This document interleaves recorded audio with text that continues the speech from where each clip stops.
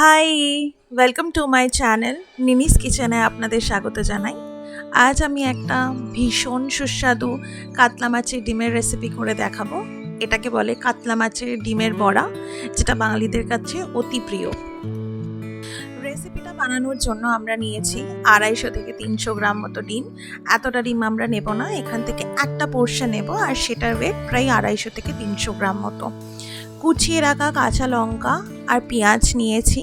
এখানে প্রায় 2 মিডিয়াম সাইজের পেঁয়াজ নেওয়া হয়েছে, আর কাঁচা লঙ্কা আপনারা স্বাদ অনুযায়ী নেবেন।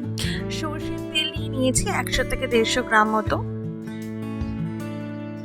এখানে শুকনো মশলার মধ্যে নিয়েছি 1 টেবিল স্পুন ধনে গুঁড়ো, 2 টেবিল স্পুন জিরে গুঁড়ো, 2 টেবিল স্পুন হলুদ গুঁড়ো, স্বাদ মতো লবণ, কাশ্মীরি লঙ্কার গুঁড়ো বা কাশ্মীরি মির্চ পাউডার, আর নিয়েছি সামান্য গরম মশলা।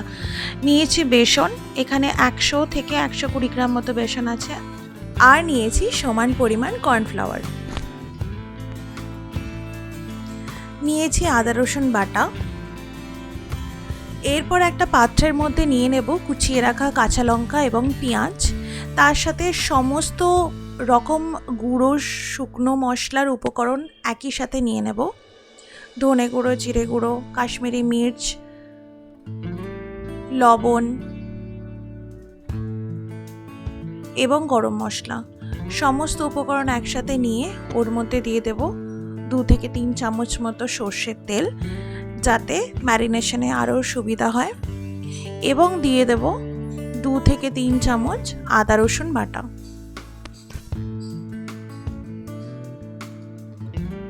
এরপর নিয়ে নেব কাতলা মাছের ডিম, যেটা এই প্রিপারেশনের মেন উপকরণ, এবং ভালো করে এটা বেশ সময় ধরে মেখে নেব। সমস্ত উপকরণগুলো ভালো করে মেখে নেওয়ার পর তার মধ্যে দিয়ে দেব বেসন। অল্প অল্প করে বেসন দেব এবং সেটা নাড়িয়ে চাড়িয়ে মাখতে শুরু করব। একসাথে সব বেসনটা দিয়ে মাখবো না, তার কারণ এটাই যে যাতে ভেতরে দলা না পেকে যায় এবং সমস্ত মাছের ডিমটা ভালো করে বেসনের সাথে মিশতে পারে। বেসনের সাথে মাখা হয়ে গেলে আমরা এখানে কর্নফ্লাওয়ার ঠিক একই উপায়ে অল্প অল্প করে নেব এবং সমস্তটা দিয়ে শেষ পর্যন্ত মাখিয়ে নেব। মনে রাখবেন যাতে এটা একসাথে দিয়ে মেখে নেবেন না, তাহলে ভেতরে দলা পেকে যেতে পারে বা সমস্ত মাখাটা ভালো নাও হতে পারে। সেই জন্য অল্প অল্প করে যতটা লাগবে ততটা দিয়ে মাখতে পারেন, এবং যতটা না লাগবে সেটা আপনারা রেখেও দিতে পারেন। সমস্ত উপকরণগুলো ভালো করে মাখা হয়ে গেলে এটা আমি 10 মিনিটের জন্য সেটেল হতে দেব।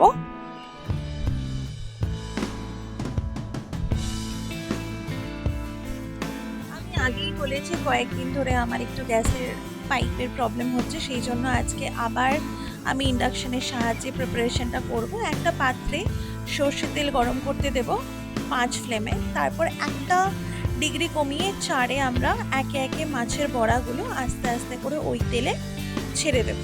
তেল থেকে ধোঁয়া উঠতে স্টার্ট করলে আমরা বুঝবো তেল গরম হয়ে গেছে, তারপরেই ডিমগুলোকে ছাড়বো। এবং প্রথমে 5 ফ্লেমে দিয়ে রেখে তারপরে যখন ডিমগুলোকে ছাড়বো তখন কিন্তু 3 আর 4 ফ্লেমে দিয়েই আমরা এটাকে ভাজবো। একটা পিঠ 5 মিনিট ধরে ভেজে নেওয়ার পরে অপর পিঠটি ঠিক এইভাবে চেপে চেপে আরও 3 থেকে 4 মিনিট ভেজে নিয়ে একটা পাত্রে তুলে নেব। একইভাবে বাকি ডিমের ব্যাচগুলোকেও ঠিক এইভাবেই ভেজে নেব এবং বড়া তৈরি করে নেব। এটাই যদি আমরা গ্যাসে রান্না করতাম তাহলে প্রথমে হাই ফ্লেমে দিয়ে বড়াগুলো ছাড়ার পর মিডিয়াম ফ্লেমে আমরা এটা আস্তে আস্তে ভেজে নিতাম। একটা ডিমের বড়ার ব্যাচ ভাজতে প্রায় লাগবে 7 থেকে 8 মিনিট। আশা করি ভিডিওটা আপনাদের খুবই ভালো লেগেছে। খুবই ইজি একটা রেসিপি, একটু সময় নিয়ে ধীরে ধীরে করলে প্রত্যেকটা প্রিপারেশনই খুব ভালো হয়। এই বড়াটাকে আপনারা পরে ঝোল হিসেবে করতে পারেন, সেটা আমি আর একবার অন্য কোনো ভিডিওতে দেখিয়ে দেব। দেখা হচ্ছে পরের ভিডিওতে। ভালো থাকবেন, সুস্থ থাকবেন। Thank you.